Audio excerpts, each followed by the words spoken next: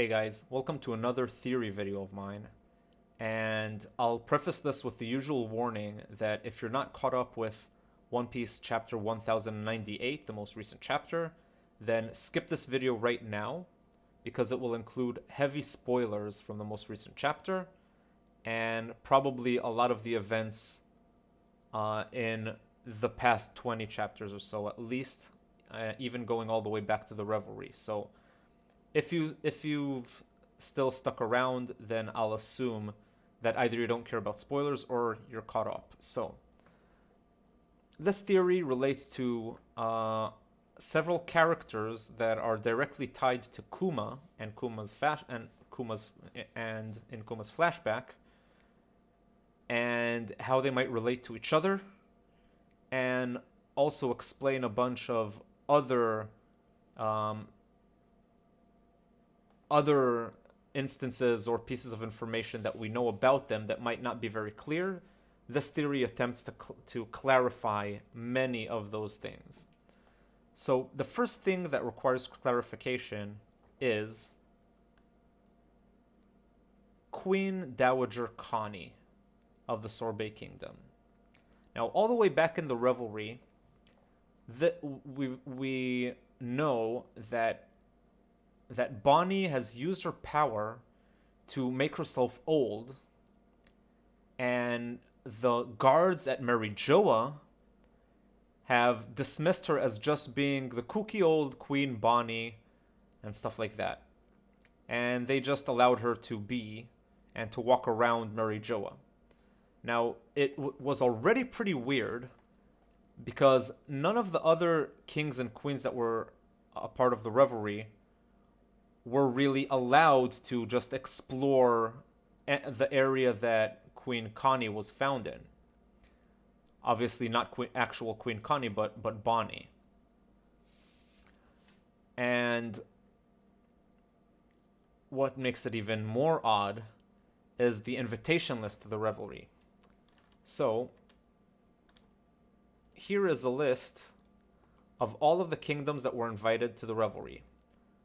So, if you look for Sorbet Kingdom, it's not in the Grand Line, at least not among the invited kings and queens from the Grand Line, not from the North Blue, not from the East Blue, not from the South Blue, not from the West Blue, and not even from the unknown regions. You're going to find the Sorbet Kingdom in former participants. And Bartholomew Kuma was a former participant of the revelry, representing the Sorbet Kingdom. Meaning that during this revelry, the Sorbet Kingdom were not invited. Therefore, the guards should have actually raised the alarm for a uninvited queen walking around near the gate that would take her into the actual living quarters of the Celestial Dragons. But rather than raising the alarm, they just dismissed her as, oh, that's just Queen Connie. What do you mean that's just Queen Connie? She wasn't invited. She's not supposed to be here. Or is she?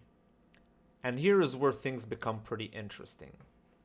Because back when, 2 chapters ago, I believe, when Kuma's father has told him, I have something to tell you, ...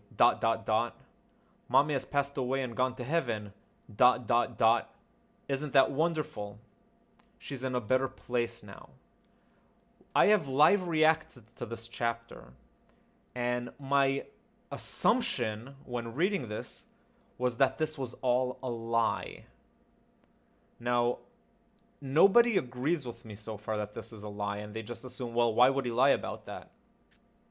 I can think of various reasons. At the time, we know that his wife, Kuma's mom, has been kidnapped by the Celestial Dragons, or, well, not exactly kidnapped, held as a slave by the Celestial Dragons, in a separate place from where Kuma and his father were doing manual labor at. But here's another hint. Kuma's saying, fine, daddy, ... Master's so kind to me, ... I'm very lucky. So, Kuma is using the double ... to reassure his dad by lying to him.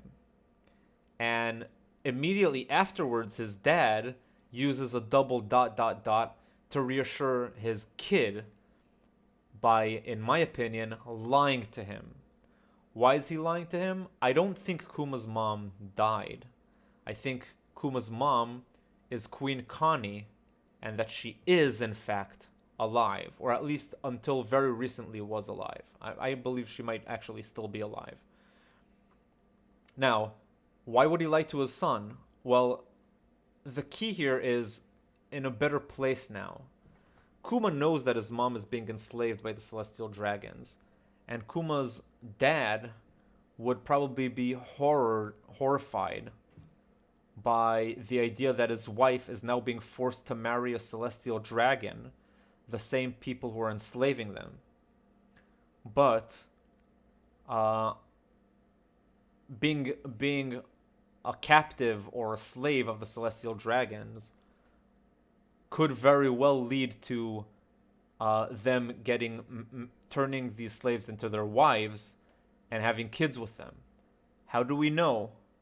Well, that's exactly what happened in this chapter to Ginnie or Ginny. She has been kidnapped, and 2 years later, we see her coming back with a child.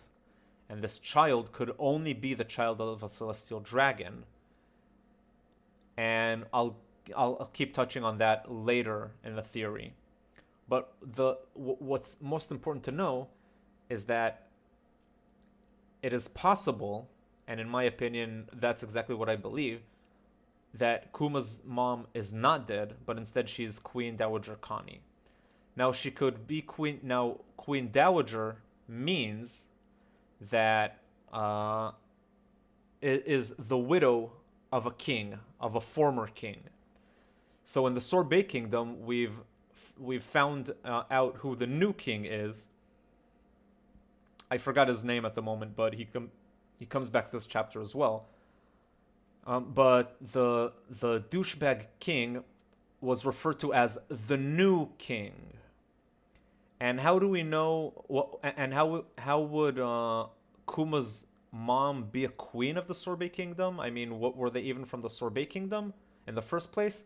Well, yes, the residents of Sorbet Kingdom, when Kuma comes back, they tell him, "Oh, we're so glad to see that you took to become a clergyman like your dad." Now, a clergyman is indeed not a king, unless he could be both, either at the same time or at different times. But I don't think there's a contradiction between being both a priest and a king at the same time. But even if there is, he could be a priest and then a king, or a king and then lose his power and become a prince. I mean, a priest.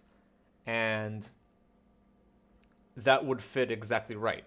So if Kuma's father and mother were the legitimate monarchs of the Sorbet Kingdom, then the celestial dragons come and enslave Kuma and his dad and his mom based on their buccaneer blood. That would require the Sorbet Kingdom to get a new king, and this new king is the new king that we got introduced to as the new king of Sorbet Kingdom, who also comes back to Sorbet Kingdom this chapter after the rebellion have kicked him out. So, if Kuma's dad, who we know died, was the king, then his wife, Queen Connie, would be the Queen Dowager, meaning that her king, she is the widowed wife of the former king, which is exactly what Queen Dowager means, and fits exactly with the circumstances of Kuma's family, if indeed she was kept alive by the Tenryubito. And this panel is Kuma's dad lying to him about her dying, when in fact it was her. The news was actually that she got married to a celestial dragon. So, what I believe happened, and this is extremely fucked up, is that Kuma's mom, who was a slave of the celestial dragons, got married and had a kid with the celestial dragons. And sorry, one more thing. why would Bonnie, who in this chapter we learn is not Kuma's legitimate child, look like Queen Connie, Kuma's mom, when she transforms into her older self? That wouldn't really make much sense because they're not related by blood. I mean, Bonnie is Ginnie's daughter, and Ginnie and Kuma did not have an opportunity to be together and make Bonnie. Only 2 years later, Bonnie, we learn this chapter, is the child of a celestial dragon who impregnated Ginnie or Ginnie. So it would make no sense for the child of Kuma's friend to look exactly identical to Kuma's mother when she transforms into her older self. How do I explain that? Well, here's where things become interesting. So if Kuma's mom indeed had a kid with celestial dragons, and then this kid is the one who decided to kidnap Ginnie and have a kid with her, who is Bonnie, now you have a direct lineage between Kuma's mom and Bonnie, and the exact age gap that would be required for Bonnie to turn into her grandmother's age, and why she would look like her grandma, which would also mean that Bonnie is not Kuma's daughter. Obviously not. We learned this chapter that Kuma only adopted Bonnie, but Bonnie's dad is Kuma's half brother. But by forced marriage and forced pregnancy, the way it looks like, but at least so far, something else could be going on. We don't exactly know. Maybe it wasn't. Maybe it was consensual. We don't exactly know. There's something fishy going on with the celestial dragons that made Garp and Roger side with them. So it might tie to that. But as far as we know, it's been unconsensual. But whatever the case, Bonnie's dad, according to my theory, is Kuma's half-brother, because his mom had a kid who's his half-brother, and this kid, grown up, has kidnapped Ginnie, or they've kidnapped Ginnie and he's chosen to take her as a wife, and had Bonnie, and Ginnie had Bonnie with him. That would make Bonnie a direct descendant of Queen Connie, which would explain why when Bonnie turns into her older self, she looks like her grandmother. This has been pretty complicated, but it seems to all fit. It hinges on Kuma's dad lying to him about his mother being killed, which happens completely off screen, as you see here. This panel behind me is the only thing that ties at all. This is the only way in which we know that she actually dies. But this is what Queen Connie should look like. And I believe that this is Bonnie's actual age and the way she looks right now. And it would match because we know that Bonnie was only born up to a maximum of 12 years ago. So she must be 12 years or younger at the current day. I hope you guys enjoyed this theory. There's a lot more going on, and just for the sake of brevity and keeping it on point, I'll stop it here. There's a bunch of extra details that I could go into, but I guess I'll leave it for another video. Tell me what you guys think. Tell me if you found any holes in this theory. And what do you think about it? Or if you have other explanations that would match all of the known facts that we know in the story. Have a nice day, guys.